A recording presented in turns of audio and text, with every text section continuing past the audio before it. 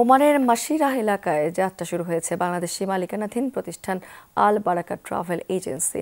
রাজধানী মাস্কাট থেকে প্রায় ৬০০ কিলোমিটার দূরে অবস্থিত এই দ্বীপটির ৮০% বাসিন্দায় প্রবাসী বাংলাদেশি।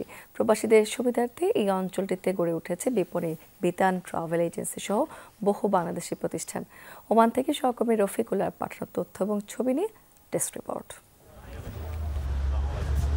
ওমানের মাসিরাতে যাত্রা শুরু করে বাংলাদেশি মালিকানাধীন প্রতিষ্ঠান আল বারাকা ট্রাভেল এজেন্সি। রবিবার প্রতিষ্ঠানটির উদ্বোধনী অনুষ্ঠান আয়োজিত হয়। এতে প্রধান অতিথি ছিলেন স্থানীয় এমপি গানম সাইদ আল ফার্সি। আরও উপস্থিত ছিলেন বাংলাদেশ বিমান, ইউএস বাংলার কান্ট্রি ম্যানেজার ও আল বারাকা গ্রুপের বিভিন্ন কর্মকর্তা।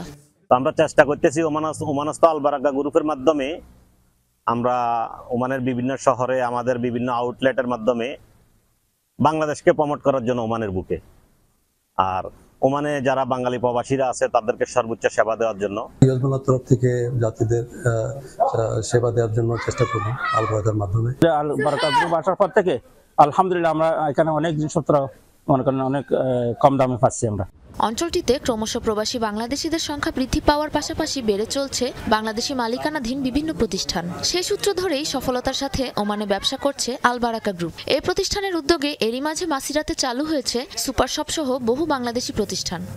আজকে এই আল বারাকা গ্রুপ তার ট্রাভেল এজেন্সি উদ্বোধনের মাধ্যমে মনে করি যে বাংলাদেশ বিমান একটা অপরচুনিটি পেল, যার মাধ্যমে দ্বীপের যে প্রবাসী আছেন তাদের দোরগোড়ায় আমরা আমাদের সেবাটা পৌঁছে দিতে পারি। আমরা হাজ ওমরা এবং ভিসা প্রসেসিং এবং যে কোনো এয়ারলাইন্সের টিকিট, বাংলাদেশ বিমান বলেন, ইউএস বাংলা বলেন, ওমান এয়ার বলেন, সালাম এয়ার বলেন, সব এয়ারলাইন্সের টিকিট আমরা সেল করতে।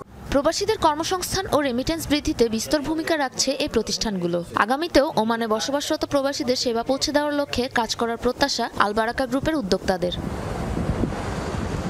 সাবরিনা নুসরাত, যমুনা নিউজ।